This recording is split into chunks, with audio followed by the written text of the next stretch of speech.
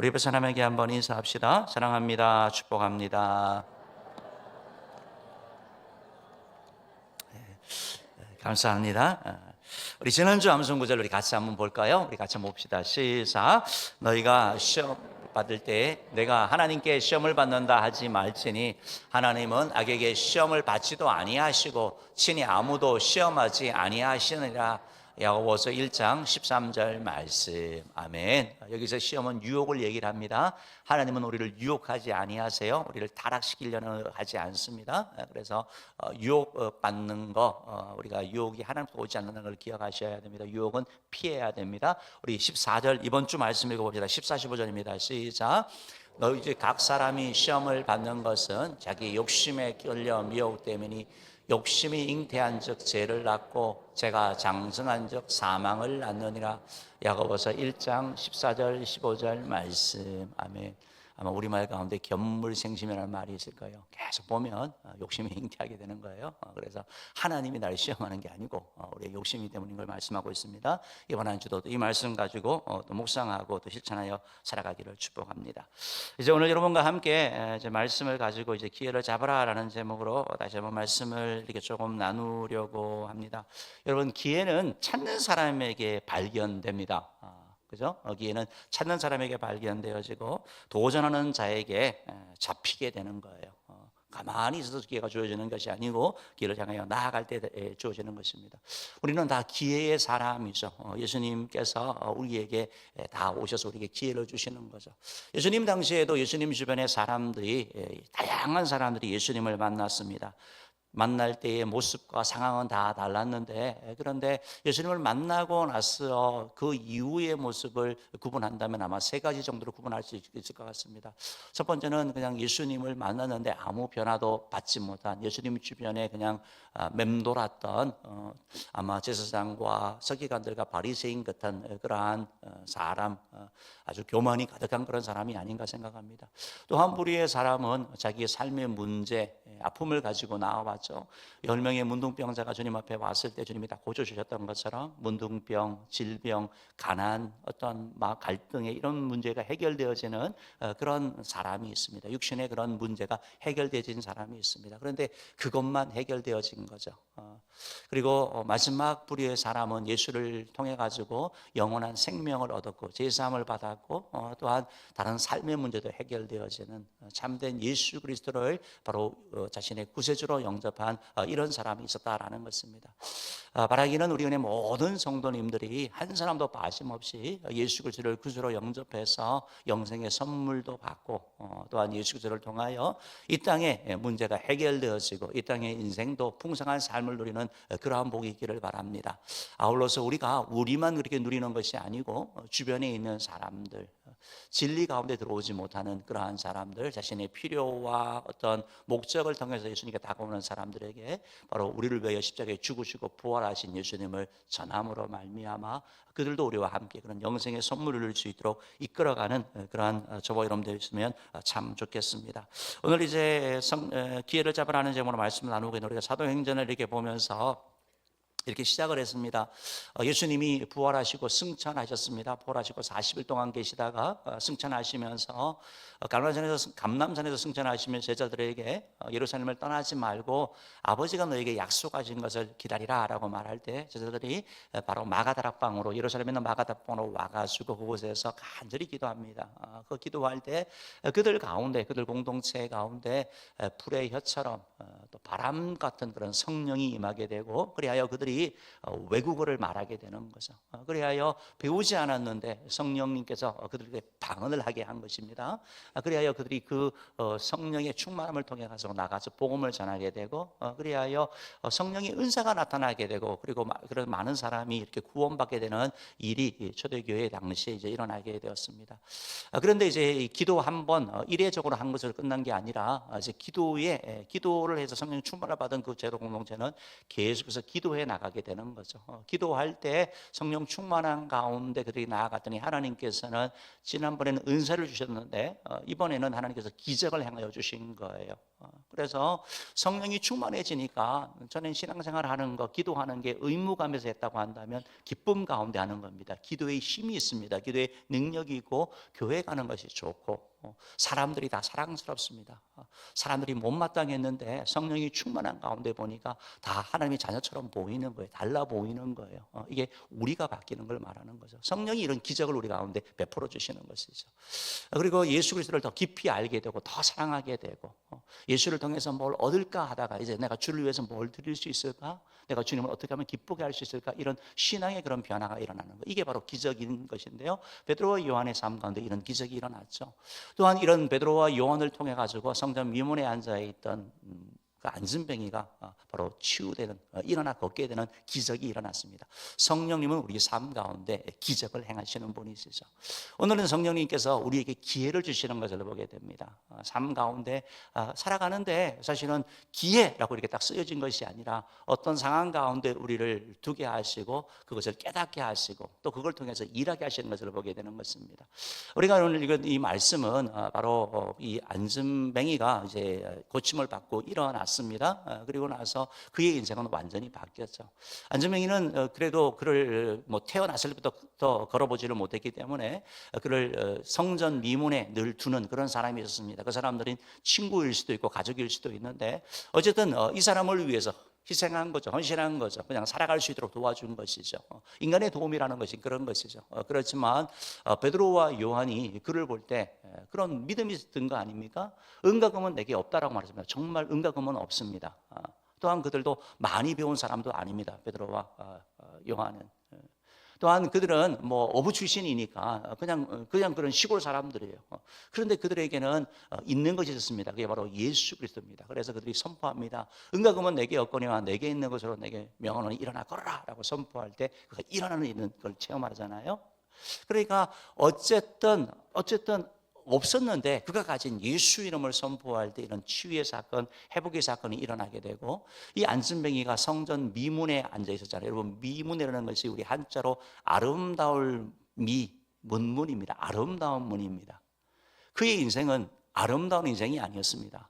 문은 아름다운 미문 앞에 앉아 있었지만 자기 형편을 보십시오.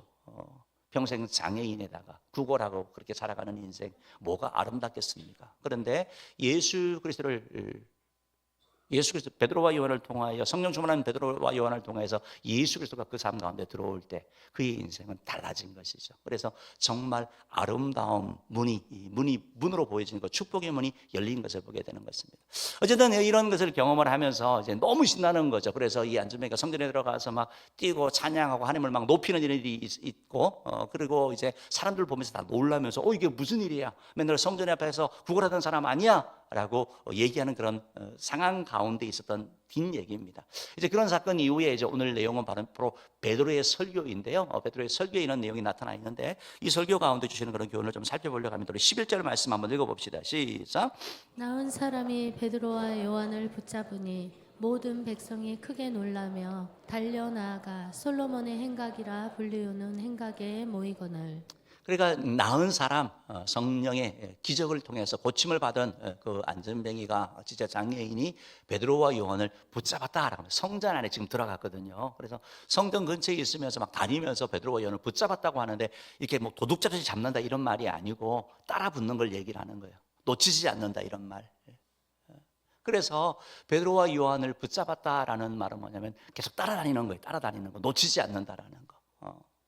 왜? 고맙고 감사하고 너무 은혜롭잖아요. 자기 평생의 문제, 어느 누구도 해결하지 못했던 그 문제를 바로 베드로와 요한이 예수 그리스도의 이름을 선포함으로 말미암아 이루어졌기 때문에 그런 것이죠. 모든 백성이 크게 놀라며 달려나가라고 말하는데 백성이 놀랄 수밖에 없죠. 이것이 금으로도 안 되고 은으로도 안 되는 그런 사건이잖아요. 당시에 의학으로도 고칠 수 없는 그런 문제잖아요. 그런데 바로 예수 그리스도의 이름으로 선포하니까 일어날 수 없는 일이 일어났으니까 너무 신기한 거죠. 너무 놀라운 거죠. 이게 도대체 무슨 일이야 하면서 사람들이 막 몰려드는 거예요. 그러면서 솔로몬 행각이라 불리는 행각에 모인다. 그러니까 사람들이 막 몰리는 겁니다. 베드로와 요한과 안진뱅이, 고침받은 안진뱅이를 중심으로 해가지고 사람들이 막 이렇게 몰리는 거예요. 우리가 이게 좀 한번 행각이라는 걸 한번 좀 보려고 하는데요. 우리 PPT 한번 좀 보여주시면 좋겠습니다. 말씀드렸듯이 이제 지금 이 성전은 헤롯 성전입니다. 솔로몬 성전이 아니고 헤롯 성전이고, 헤롯이 바로 유대인들을 위해서 크게 지은 그런 성전이죠. 그래서 상당한 거대한 크기가 되는 것이고, 저 성전이 이제 들어가게 됩니다. 다음 사진 이렇게 좀 보여주시면 되는데요. 미문이라는 것이 있죠. 그래서 성전이 이제 이방인의 뜰이 있고 또 여인의 뜰 이런 부분이 있고 각 룸들이 이렇게 또 있고, 그다음에 이제 서로 들어가는 성전으로 들어가는 부분이 이렇게 나누어지는데, 저기에 보면 이제 여러분 미문이 있었잖아요. 그리고 혹시 여러분 미문 앞에 보면 솔로몬의 행각이라고 써져 있는 거 혹시 보이세요? 저기 동쪽에 있는 것이 솔로몬의 행각인데요. 이 행각이라는 말이 우리는 잘 와닿지 않는데 아마 여러분 그림 보시면 아실 거예요. 아마 주랑이라고 표현되는 것 같습니다. 다음 사진 한번 보여주십시오. 예, 이런 거예요. 그러니까 기둥이 있는 거예요. 벽이 없이 기둥이 있는 것이 행각이에요. 여러분 벽이 있으면 못 모이잖아요. 우리 교회도 만약에 기둥만 있고 벽이 없으면 많은 사람이 모일 수 있는 거죠.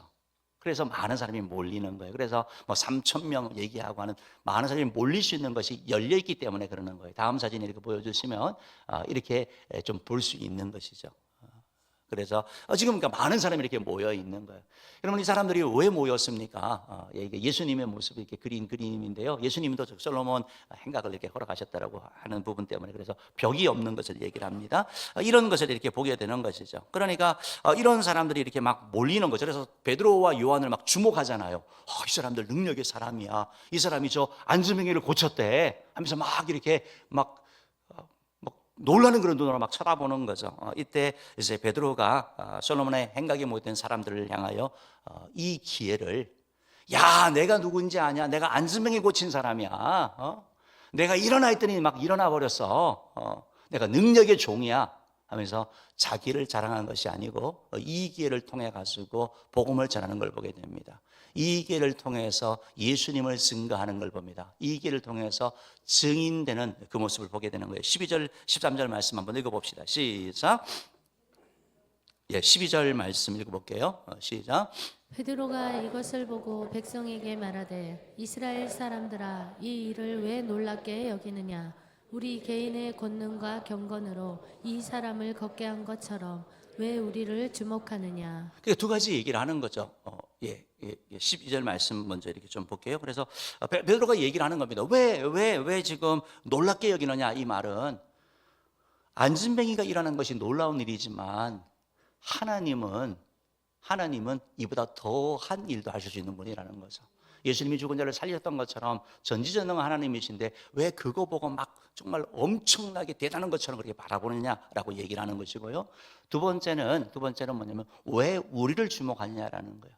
이 사람이 일어나고 한 것이 왜 우리의 경건과 우리의 능력, 베드로와 요한의 능력으로 베드로와 요한이 기도를 많이 해서 일어난 것처럼 그렇게 우리를 막 우러러보려고 하느냐라고 얘기를 하는 거예요. 우리를 주목하느냐라고 표현을, 우리 주목하지 말라는 거예요. 누구를 주목하라는 거예요? 그러면요, 예수님을 주목하라고 얘기하고 있는 거죠. 13절 말씀 읽어봅시다. 시작. 아브라함과 이삭과 야곱의 하나님 곧 우리 조상의 하나님이 그의 종 예수를 영화롭게 하셨느니라. 너희가 그를 넘겨주고 빌라도가 놓아주기로 결의한 것을 너희가 그 앞에서 거부하였으니. 그러니까 이 말씀을 하는 거죠. 그러니까 하나님이 예수님이 하나님의 종이라고 말하고 있습니다. 예수님께서 이 땅에 오셨는데 예수님을 영화롭게 하셨다. 예수님을 이 땅 가운데 보내신 하나님의 메시아다라는 말과 또한 예수님의 십자가에 이들이 죽였지만 바로 하나님께서 이를 부활하게 하심으로 말미암아 영화롭게 하신 우리 인류의 참된 그리스도 되시는 분인 걸 말씀하고 있는 거예요. 그러니까 예수님 얘기하는 거예요. 예수님. 우리 얘기하지 말고 예수님 얘기합니다. 그러면서 예수님에 대해 얘기하면서 너희가 그를 넘겨줬다. 너희가 거부했다. 빌라도가, 로마 총독 빌라도가 보니까 예수님이 허물이 없는 거예요. 그래서 풀어주려고 하니까 유대인들이 아니라 예수를 십자가에 못 박아라 그랬잖아요. 그 얘기를 하고 있는 거예요. 14절 말씀 한번 읽어볼까요? 14절 말씀 읽어볼게요. 시작. 너희가 거룩하고 의로운 일을 거부하고 도리어 살인한 사람을 놓아주기를 구하여. 얼마 전에 있었던 사건을 지금 얘기를 하고 있는 거예요. 예수님은 거룩하고 의로우신 분이시죠. 그 의로우고 거로우신 분을 마치 죄인처럼 추하고 더러운 불이 가득한 자로 여겨서 십자가에 너희가 못 박았다라고 얘기를 하고 있는 거죠. 15절 말씀 읽어보겠습니다. 시작. 생명의 주를 죽였도다. 그러나 하나님이 죽은 자 가운데서 그를 살리셨으니 우리가 이 일의 증인이라. 여러분 강력한 메시지예요. 생명의 주를 주겠다. 너희가 하나님이 아브라함과 이삭과 야곱의 하나님이 우리를 위하여 이 땅에 보내주신 메시아를 너희가 넘겨주고 거부하고 십자가에 너희가 죽였다. 너희가 살인자다. 이 얘기를 하고 있는 거예요. 아주 충격적인 메시지를 던지는 걸 얘기를 하거든요. 여러분 우리도 이제 이 말씀을 이렇게 보면서 무슨 생각을 해야 되냐면 생명의 주를 죽였다. 너희들이 죄인이다라고 이 말씀을 선포하고 있는 거거든요. 우리가 신앙생활을 하면서 신앙생활을 하고 또 교회에 오면서 교회 와서 주의 말씀을 들으면서 우리가 들어야 될 말씀이 뭡니까? 우리가 죄인이라는 걸 들어야 되는 거거든요. 우리가 착하고 훌륭하고 도덕적으로 빼어난 존재가 아니고 내가 다른 사람과 비교해서는 어떨지 모르겠지만 내가 하나님 앞에 죄인이라는 것을 여러분이 들으셔야지 살 수 있는 길이 열리는 거예요. 그 사실이 선포되어야 된다는 거예요. 듣기 싫어요. 생명의 주 죽였다라는 얘기하고 있어요. 우리가 베드로를 알고 있지 않습니까? 베드로가 어떤 사람이었어요? 예수님이 십자가에 죽고 예수님이 십자가에 못 박히는 그 현장 가운데 막 무서워가지고 조그만 여자애가 너 예수님 한패 아니야 할 때 예수 모른다고 세 번 부인하고 예수를 저주했던 베드로잖아요. 근데 지금 사람들이 이렇게 많이 모여 있는데 거기도 뭐라고 얘기를 한다고요? 너희가 생명의 주를 죽였다라고 선포하고 있다고요. 그들의 죄를 지적하는 거예요. 그래야지 살 수 있기 때문에 그러는 거예요. 죄의 자손은 사망인데요, 죄가 없이 해서 사는 게 아니라 죄는 드러나야지 살 수 있는 거예요. 그래야지 용서받을 수 있고 그래야지 우리가 메시아가 필요한 것을 알게 되는 거예요. 여러분 좋은 의사가 어떤 의사예요? 뭐 진단하는데 아유 그냥 괜찮아요, 그냥 다 그럴 거예요 이렇게 말하는 의사가 좋아요? 정확하게 진단해가지고 우리를 말해주고 때로는 수술이 필요하면 수술해주고 우리를 고쳐주는 사람이 좋은 의사예요. 듣기 싫지만 아우 이거 당신 암이에요 말하기가 너무 불편하잖아요. 그냥 말 안 할래. 여러분 이 의사가 좋은 의사 아니잖아요. 제가 아는 어떤 권사님 한 분이 이제 계시는데 이제 그분은 이제 연세가 좀 드셨을 때예요. 뭐 지금부터 한 20년 가까이 되는 것 같은데. 근데 이제 병원을 이렇게 가셨대요. 가서 이렇게 좀 불편하다고 좀 안 좋다고 이렇게 했더니 그 선생님이 권사님 괜찮아요. 연세 드시면 다 그런 거예요. 권사님 다 들면 다 아프고 그러니까 괜찮아요. 그냥 약 그냥 드시고 마시라고 이렇게 했대요. 그래서 그걸 이렇게 끌었나 봐요. 갈 때마다 그냥 괜찮아요. 자꾸 뭐 권사님이 믿음 없게 자꾸 아프다 그러고 뭐 이런 얘기를 들었던 거예요. 병원에서 미국이니까 그게 가능합니다. 그런 게 있었던 거예요. 그런데 이제 좀 시간이 지나고 나서 권사님이 암으로 나왔어요. 그러니까 권사님이 그 돌팔이 의사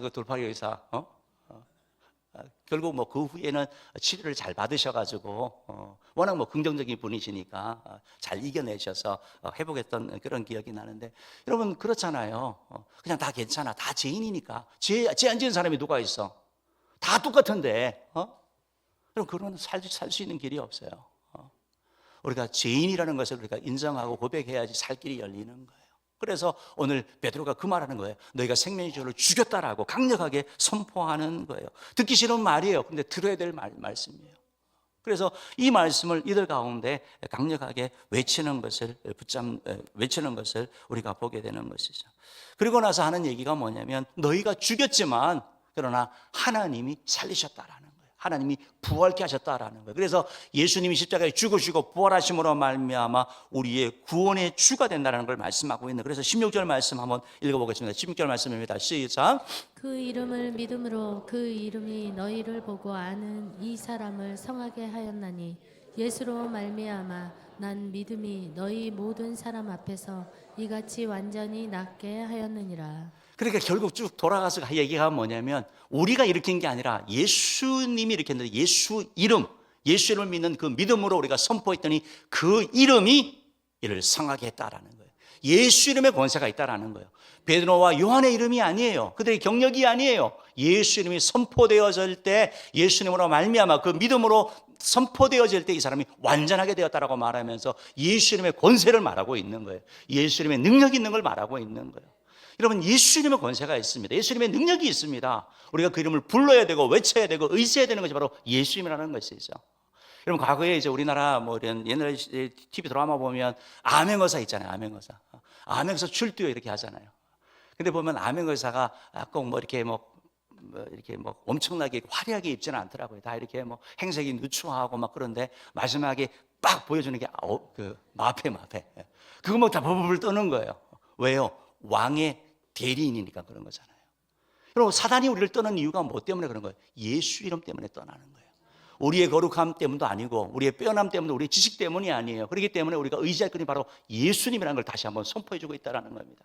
예수님께서는 우리에게 내 이름을 사용하라고 말씀하고 있어요. 예수님이 선포될 때 귀신이 떠나게 되거든요. 우리가 요즘 누가복음 묵상하고 있지만 요한이 그런 얘기를 하잖아요. 요한이 만났는데 어떤 사람이 예수 이름을 막 선포해서 귀신이 떠나는 거예요. 그래서 너 예수 이름 선포하지만 너 우리 제자, 우리 그룹 아니잖아 라고 할 때 예수님이 뭐라고 해요?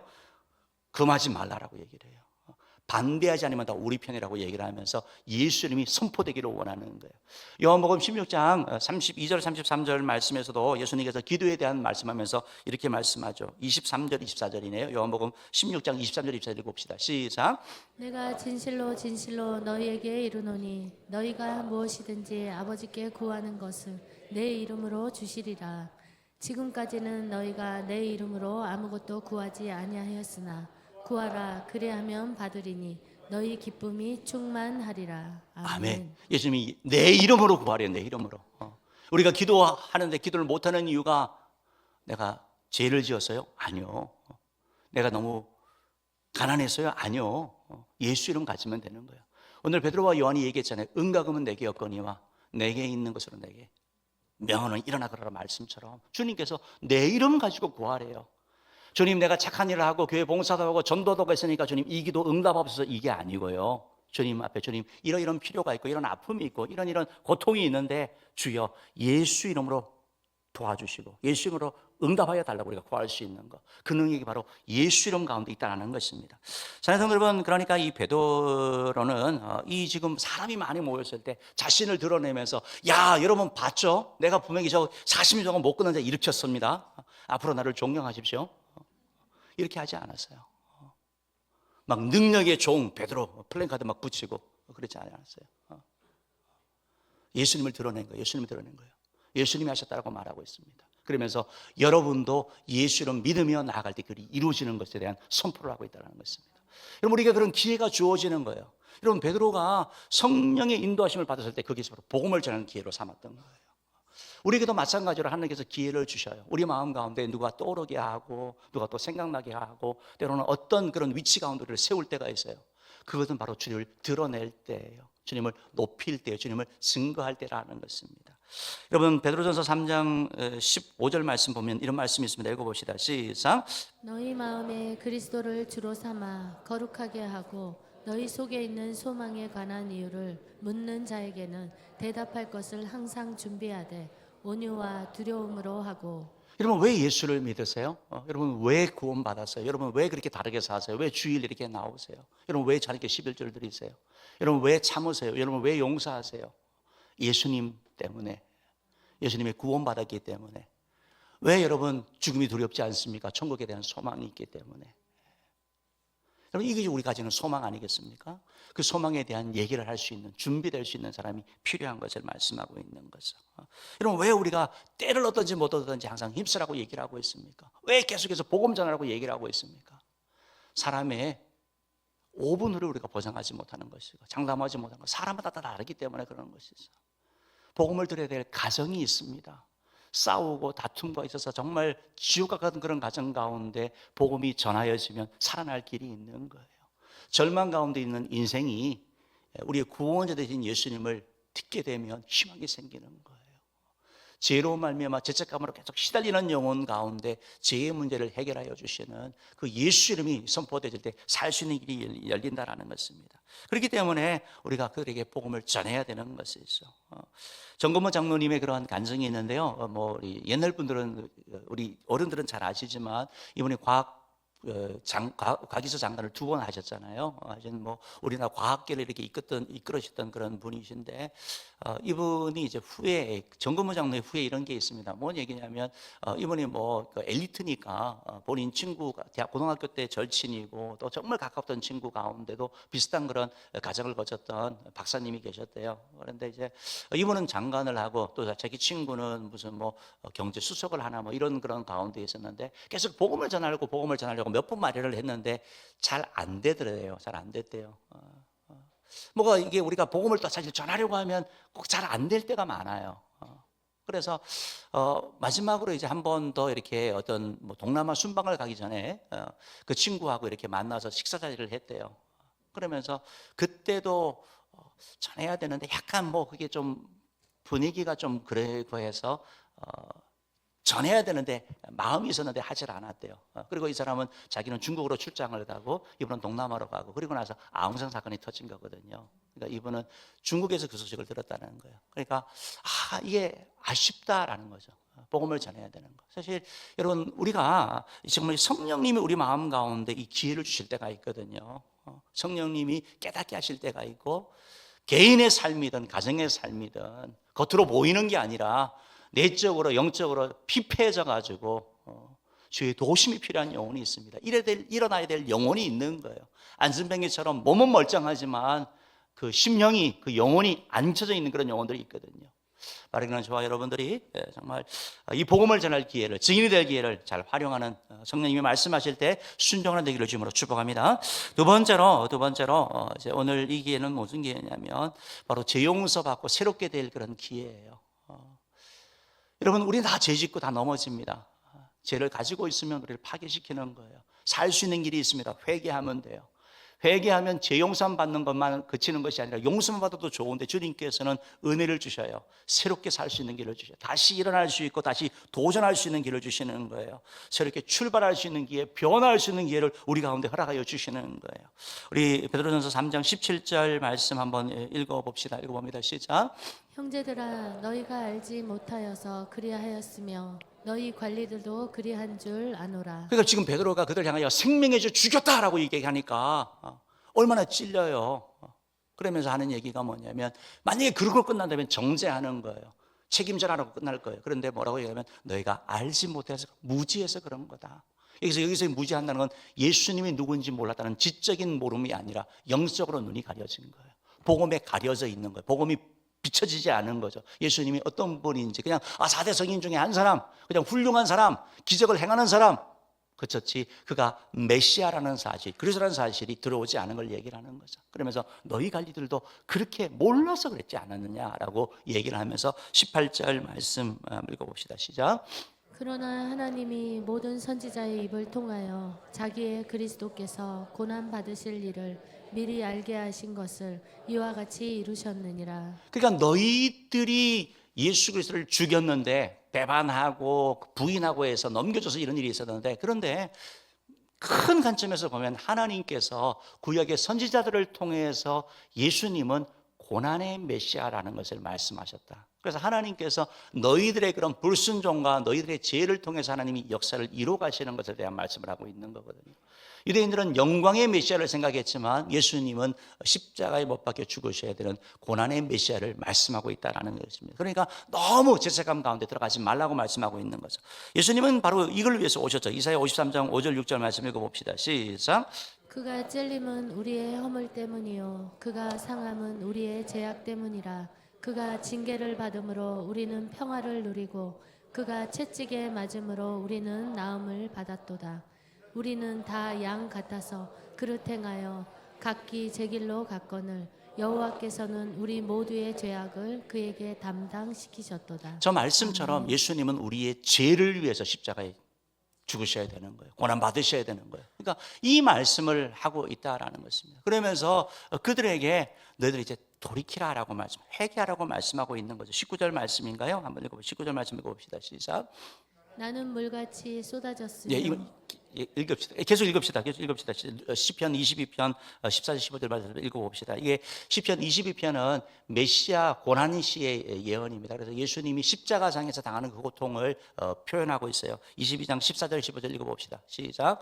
나는 물같이 쏟아졌으며 내 모든 뼈는 어그러졌으며 내 마음은 밀랍 같아서 내 속에서 녹았으며 내 힘이 말라 질그릿 조각같이 내 혀가 입천장에 붙었나이다. 주께서 또 나를 죽음의 진토 속에 두셨나이다. 그러니까 예수님께서 이 땅 가운데 고난의 메시아로 십자가 지신 우리의 죄를 위하여 죽기 위해 오신 메시아에 대한 것을 말씀하고 있는 거예요. 이것이 오래전에 예언되었다. 실수로 죽은 게 아니고 바로 그걸 위하여 예수님이 능력이 없어서 만약에 그 길이 아니면 십자가에 내려오시면 되는 거죠.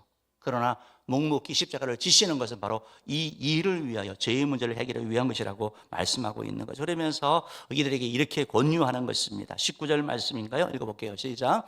그러므로 너희가 회개하고 돌이켜 너희 죄 없이 함을 받으라.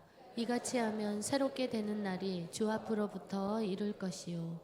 그러니까 과거에 머물러 있지 말고, 과거에 잘못한 거, 과거의 실수, 과거의 패배 가운데 있지 말고, 과거에 너희가 정말 잘못해서 너희가 하나님의 아들이신 메시아를 너희가 부인했고 거부했고 그를 십자가에 못 박혀 죽여서 그렇지만 너희가 회개하고 돌이키면 주님께서 너희의 죄를 다 용서하여 주신대요. 다 없이하여 주신대요. 여기서 없이하여 준다는 단어가 되게 좋은 의미거든요. 용서해 준다는 것보다 더 큰 의미가 있어요. 없어진다는 말은 어떤 의미냐면, 여러분, 홍수가 일어나면 싹 다 쓸려가 버리잖아요. 아무것도 안 남잖아요. 마치 우리가 회개하고 주님 앞에 돌이키면 하나님께서 우리의 모든 죄를 그렇게 싹 다 치워버리는 거. 그래서 잊지 않는 거. 완전한 용서에 대한 말씀을 하는 거죠. 그러면서 우리에게 새롭게 되게 되는 날이 이른다라고 말하고 있는 거죠. 제 용서만이 아니라 우리를 새롭게 해주시는데요. 그래서 새롭게 한다라는 말씀이 과거 우리 개역 성경에는 유쾌하게 된다라고 표현되고, 유쾌하게 된다 말이 표현되어 있거든요. 이 새롭게 한다는 말은 이제 두 가지로 해석할 수 있는데, 이제 다시 숨을 쉰다 이런 말이죠. 다시 숨 못 쉬면 답답하잖아요. 죄책감에 여러분 시달리면 괴로운 거예요. 그런데 죄 용서 받으면 자유를 누리게 되는 거잖아요. 하늘로부터 쉰다라는 이런 의미도 있어요. 하나님과의 관계가 죄로 말미암아 망가졌잖아요. 그런데 회개할 때 하나님과 관계가 소통되는 걸 말하고 있는 거예요. 그러니까 이런 새롭게 되는 일, 새롭게 출발하고 저렇게 나아갈 수 있는 일이 일어날 것에 대한 말씀을 하고 있는 거죠. 그러니까 여러분, 회개하고 돌이키십시오, 이 메시지를 전하는 거예요. 이 회개의 기회를 놓치지 말라라고 이들에게 요청하고 있는 걸 보게 되는 거죠. 여러분, 죄에 대한 그 고통을 당시에, 여러분, 구약 당시에 다윗 같은 경우 왕이었잖아요. 다 가졌잖아요. 그가 이렇게 고백을 했습니다. 시편 32편 3절 4절 말씀 한번 읽어봅시다. 시작. 내가 입을 열지 아니할 때에 종일 신음함으로 내 뼈가 쇠하였도다. 주의 손이 주야로 나를 누르시오니 내 진액이 빠져서 여름 가뭄에 마름같이 되었나이다. 여러분, 얼마나 고통스러운, 뼈가 쇠한다고. 여러분, 뼈가 쇠하는 고통.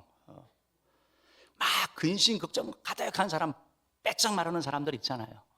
그러니까 뭔가 속에 그 문제 때문에, 그러면서 주께서 나를 누른다고 얘기를 하고 내 진액이 수축해가지고 얼마나 처참한 그 고통 가운데 있는 걸 말하고 있는 거예요. 여러분, 죄는 우리를 이렇게 파괴시키는 거예요. 우리 힘으로 죄를 해결할 수 없는 걸 얘기를 하는 거죠. 그런데 다윗이 용서받고 나서 이렇게 얘기를 합니다. 32편 1절 2절 말씀 읽어봅시다. 시작. 허물의 사함을 받고 자신의 죄가 가려진 자는 복이 있도다. 마음에 간사함이 없고 여호와께 정죄를 당하지 아니하는 자는 복이 있도다. 그러니까 허물의 사함을 받고 용서받은 자는 복이 있는 거죠. 왜? 더 이상 눌림도 없고 회복되어지고 마음이 평안해지니까. 여러분, 죄책감, 죄가 우리를 얼마나 힘들게 하는 겁니까? 그런데 회개하고 돌이키면 주님께서 용서하여 주시는데요. 과거의 그 삶 가운데 있지 아니하고 새롭게 출발할 수 있게 하신다고 주님께서 약속하고 있는 이 메시지를 전하면서 돌이키라고 회복하고 있는 것, 선포하고 있는 것을 보게 되는 것이죠. 여러분, PPT 한번 보여주시면, 이제 록펠러라는 워낙 유명하신 분이죠. 우리 지금까지 있는 분 가운데 가장 부자라고 표현합니다. 록펠러 이분이. 그래서 이게 제가 최근에 찾아보니까 빌 게이츠가 엄청 부자잖아요. 세계 5대 요즘은 테슬라 그분이 이제 제일 많이 올라갔던데, 어쨌든 빌 게이츠가 엄청난 부를 가지고 있죠. 그분의 자산하고 이분을 비교했더니 이분이 2배가 넘어요. 록펠러가. 얼마만큼 부자인지 아시겠죠? 이랬던 그런 많은 부를 가졌던 사람인데, 그런데 부자가 되려면 여러분 모아야 되잖아요. 악독해야 되잖아요. 그렇지 않고 어떻게 부자가 되겠습니까? 그러니까 처음에는 이제 막 그렇게 정말 악명록에 이렇게 모았던 거예요. 그러니까 돈은 많은데 먹지를 못하는 거예요. 소화가 안 되고 그 비스킷 하나 이렇게 먹으면서 그렇게 살아갈 때 목사님이 찾아가서 얘기를 합니다. 당신의 문제는 돈의 문제가 아니고 욕심에 있습니다. 그거 가지고 베풀고 섬깁시오. 그러니까 그 말이 성령님이 들려주신 말이에요. 그러니까 그가 듣고 그때부터 우리가 아는 록펠러가 되는 거예요. 학교나 도서관이나 교회를 막 지으면서 막 후원하는 그런 자가 바뀌는 거죠. 여러분 다윗도 마찬가지 아니겠습니까? 다윗도 범죄했을 때 나단 선지자가 찾아가서 얘기하잖아요. 당신이 그 사람입니다. 회개하고 돌이키라 이 말씀이거든요. 그때 내가 그렇습니다라고 인정할 때 회복의 은혜를 누린 것을 말씀하고 있는 것이죠. 사랑하는 성도 여러분, 성령 하나님께서 우리 한 사람 한 사람 가운데 찾아오실 때가 있어요. 성령님께서 말씀을 통해 가지고 또 주변 사람을 통해서 어떤 사건을 통해서 우리 자신을 보게 하시고 회개하고 돌이키라고 직접 말씀하실 때도 있고 간접적으로 말씀하실 때도 있습니다. 그런데 우리가 그 말씀에 순종하면 제사함을 받고 새롭게 되는 일이 열립니다. 사랑하는 성도 여러분, 쉽지 않아요. 그거 굳이 내가 얘기해서 내가 그거 드러내서 무슨 일이 있을까? 그러나 여러분, 우리가 회개할 때 새로워지는 거죠. 달라지는 거죠. 그런 애가 저 여러분 가운데 있기를 축복합니다. 에베소서 5장 16절 말씀하고 설교를 정리하겠는데요. 에베소서 5장 16절 말씀 읽어봅시다. 시작. 세월을 아끼라 때가 악하니라. 세월을 아끼라 때가 악하다. 이 말은 세월을 살아라는 기회를 놓치지 말라 이런 말입니다. 세월을 아끼라 이런 말이 기회가 주어질 때 그 기회를 놓치지 말라 이런 의미가 있습니다. 우리는 늘 완벽한 기회를 꿈꾸죠. 이거 좀 상황이 안 좋은데 누가 그 책에 이런 얘기가 있더라고요. 완벽한 여자를 꿈꾸는 남자는 평생 혼자 살게 된다. 완벽한 사업의 기회를 맛보는 사람도 평생 그렇게 살게 된다. 시도하지 못한다는 것입니다. 기회가 주어질 때 도전하는 거죠. 도전할 때 그 기회가 우리 가운데 주어지게 되는 것을 말하고 있습니다. 원수사단 마귀가 우리에게 계속 얘기하는 게 뭡니까? 집사님 기도해야죠. 전도해야죠. 봉사해야죠. 헌금해야죠. 사랑에 용서해야죠. 그런데 오늘 말고요. 다음에요. 내일이나 다음에 형편되면요. 여러분 이게 정말 기막힌 전략이거든요. 마귀의 전략. 하지 말라고 하지 않습니다. 오직 하지 말라고 그러면 더 할 거예요. 우리 신앙은 그런 게 있거든요. 그러니까 핍박하면 막 신앙이 더 세지는 게 있습니다. 더 강해지는 게 있는 거고. 그런데 이제 내일 다음에 그러면 안 한다는 것도 아니고 한다는 것도 아니고 내일은 잘 안 오거든요. 히말리아에 그런 새가 있답니다. 야맹조라는 새가 있는데 이 새는 낮이면 신나게 날고 논대요. 그리고 밤 되면 추우니까 다른 새 둥지 들어가가지고 막 구박받으면서 막 이렇게 간신히 하룻밤 지난대요. 그러면서 이렇게 막 운대요. 막 노래하면서 운대요. 내일이면 내가 꼭 새집 지으리라. 내일이면 새집 지으리라. 근데 이 새는 평생 둥지를 짓지 못하고 끝난다고 합니다. 마귀는 기가 막히거든요. 자, 여러분 하나님께서 우리에게 기회를 주실 때 복음 전할 기회와 회개할 기회가 가운데 주어지실 때 주님 앞에 나아가 주의 복음도 전하고 또한 회개함으로 말미암아 제사함과 새롭게 출발되어지는 그런 애가 있기를 주님으로 축복합니다. 기도하겠습니다.